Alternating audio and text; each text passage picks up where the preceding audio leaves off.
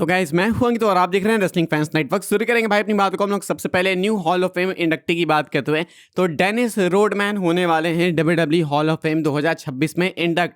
अब आप पूछोगे कि डेनिस रोडमैन कौन है, तो भाई डेनिस रोडमैन कौन है मुझे नहीं पता भाई, आई डोंट नो भाई। मुझे इतना मालूम है कि डब्ल्यूडब्ल्यू में अपीयर हो चुके हैं WCW वगैरह में ऐसे में, एंड ये basketball player if I am not wrong, and WW वाले इनको इंडक्ट करने वाले। प्लेयर नहीं है एक्चुअली, आई थिंक वो बास्केटबॉल के हॉल ऑफ फेम में। खैर इतना जानने से मतलब नहीं है भाई, ना इनकी स्पीच वगैरह सुननी है हमें उतनी।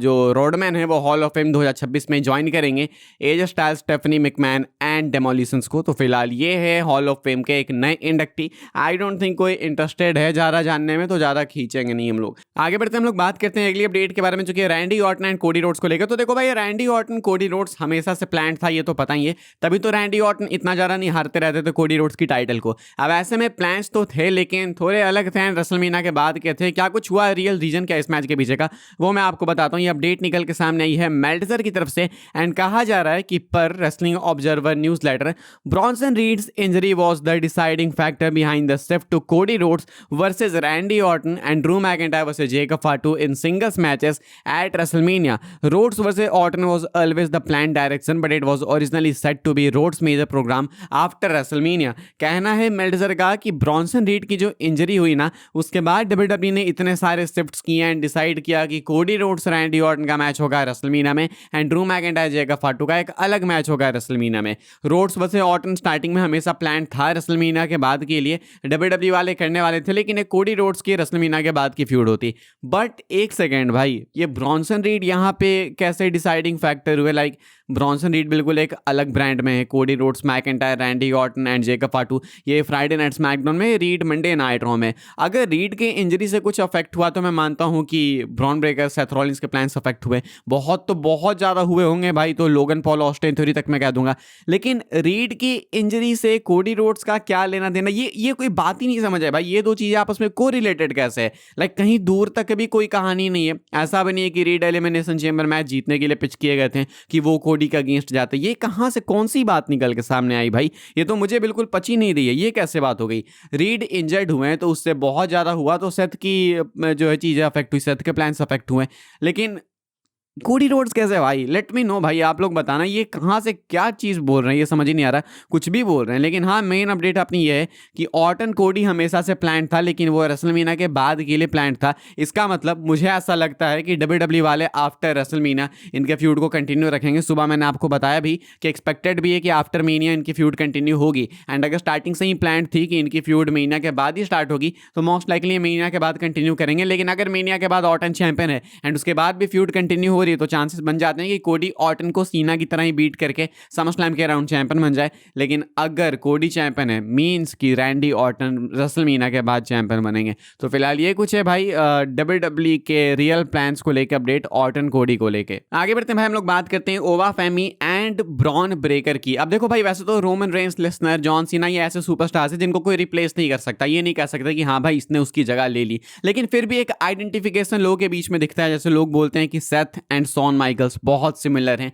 लोग कहते हैं कि आज के रेट में कोडी रोड्स एंड पहले का जॉन सीना इक्वल तो नहीं बोलेंगे, लेकिन सिमिलर सा है। तो ऐसे में ऐसा नहीं होता कि लेजेंड को कोई रिप्लेस कर दे, लेकिन एक वाइब मैच हो जाती है। लगता है कि हाँ इसकी जगह पे वो अभी कुछ तो कर रहा है, जैसे अंडरटेकर की जगह ब्रे वाइट किया करते थे।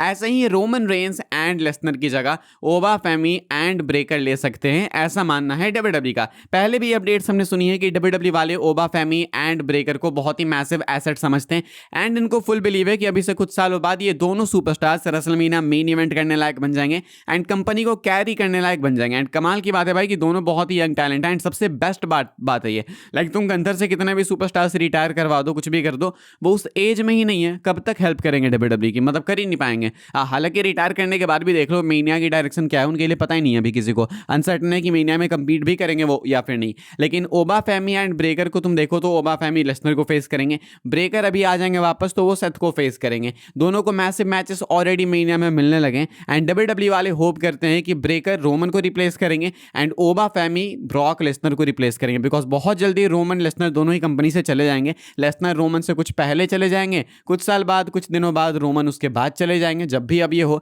तो ऐसे में WWE वाले तब तक ब्रेकर एंड ओबा फैमिली को इतना तो बिल्ड कर देना चाहते हैं कि कंपनी को ये लोग संभाल लें रोमन एंड लेसनर के जाने के बाद। तो एक मेजर अपडेट है भाई, WWE वाले ओबा के अंदर लेसनर देखते हैं एंड ब्रेकर के अंदर रोमन देखते हैं। क्या आप लोग अग्री करोगे? अगेन रिपीटिंग, इसका मतलब ये नहीं है कि रोमन की जगह तो ओबा सॉरी ब्रेकर ले लेगा तो बिल्कुल लोग भूल ही जाएंगे रोमन को, वो तो इम्पॉसिबल ही है, वो तो नहीं होता। अंडरटेकर को कौन भूला, आज तक नहीं होता वो। लेकिन ऐसा है जरूर से कि WWE वाले कुछ हद तक रिलाई कर सकती है ओबा एंड ब्रेकर पे, एंड रियली होप कि इनका फ्यूचर ब्राइट हो ताकि WWE सर्वाइव कर पाए। हम लोग आगे बढ़ते हैं, बात करते हैं अगले अपडेट के बारे में जो कि बेकी लिंच को लेकर। बेकी लिंच एजे ली का मैच प्लान्ड फिलहाल रेसलमीना के लिए। कहा जा रहा है कि बेकी लिंच रेसलमीना में चैलेंज करेंगे एजे ली को again for the title, and ये तो पहले ही अपडेट आई थी, मतलब एजे ली के चैंपियन बनने से पहले ही, कि इनका चेंबर में मैच होगा, उसके बाद वापस से मीनिया में होगा। तो ऐसे में मीनिया में अब फिलहाल एक्सपेक्टेड है कि बेकी लिंच शायद एजे ली से टाइटल ले लेंगी। अगेन ये रेसलिंग ऑब्जर्वर न्यूज़ लेटर का ही कहना, उनका कहना है कि एजे ली ऐसे एक्टिव हो नहीं सकती, वो पार्ट टाइमर ही है। तो मीनिया के बाद एजे ली बहुत ज़्यादा एक्टिव होगी नहीं, अभी वो है भी तो मतलब ठीक है, जो भी है मीनिया के लिए है। 26 में इनकी 3 अपीयरेंस है, एंड एज चैंपियन वो आफ्टर रेसलमीना इतने ज़्यादा पार्ट टाइमर बन के नहीं रह सकती। तो ऐसे में बेकी को वो टाइटल वापस लेनी होगी, इसलिए बेकी मोस्ट लाइकली जीतेगी रेसलमीना में, ऐसा मानना है इनका। हालांकि आई सीरियसली डाउट भाई कि रेसलमीना जैसे ग्रैंड स्टेज पे एजे ली हारेंगी, आई डोंट बिलीव सो। आप बताना आपको क्या लगता है। हम लोग अपनी आखिरी अपडेट कवर कर लेते हैं जो कि है जेकब फाटू एंड ड्रू मैकिंटायर को लेके। तो जेकब फाटू एंड ड्रू मैकिंटायर का मैच अभी आपको कल फ्राइडे नाइट स्मैकडाउन में देखने को मिलने वाला है। लेकिन ये स्मैकडाउन में क्यों, ये तो रेसलमीना के लिए प्लान्ड मैच था ना, रेसलमीना में होना चाहिए। क्या अब ये मेनिया में नहीं होगा? क्या WWE वाले कुछ अलग करेंगे मैकिंटायर के साथ? मैं आपको बताता हूं क्या है ये कहानी। अगेन ये मेल्टजर की अपडेट है, रेसलिंग ऑब्जर्वर न्यूज़ लेटर में कहा है मेल्टजर ने कि इनके साथ भी एजे ली बेकी लिंच वाला सीन है, यानी कि ये वाला मैच यहाँ पे पहले डेफिनेटली होगा, लेकिन इसके बाद अगेन होगा रीमैच इनका रेसलमीना में। WWE वाले 2 बार ये मैच करने वाले हैं। एक तो पहले इसमें मजा क्या आएगा, पहले तो जेकब फाटू मैकिंटायर खुद में ही मैच इतना मतलब हाइप करने लायक किसी को नहीं है। ऐसा नहीं कि कोई एक्साइटेड हो जाएगा कि भाई हाँ भाई रेसलमीना में जेकब फाटू एंड मैकिंटायर के मैच को देख के हाइप हो जाएगा, ये तो हो नहीं सकता। तो WWE ने बोला कि चलो ये नहीं होगा तो तुम्हारे मजे को और मार देते हैं, एक काम करते हैं इनका मैच पहले ही करा देते हैं। तो पहले जो मैच के लिए लोग ऑलरेडी एक्साइटेड नहीं थे, वो मैच उनको मीनिया से पहले ही देखने को मिल जाएगा, तो फिर मीनिया में क्या ही मजा आएगा।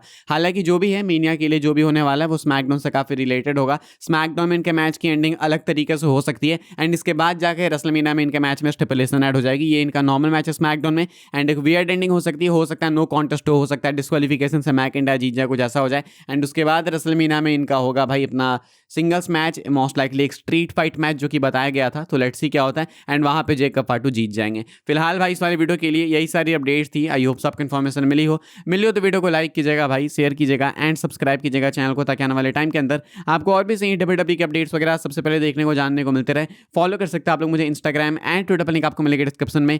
ज्वाइन कर सकते हैं व्हाट्सएप चैनल को, उसके भी लिंक है डिस्क्रिप्शन में। मिलूंगा मैं आपसे अगले वीडियो में जल्दी ही, तब तक के लिए goodbye, thanks for watching.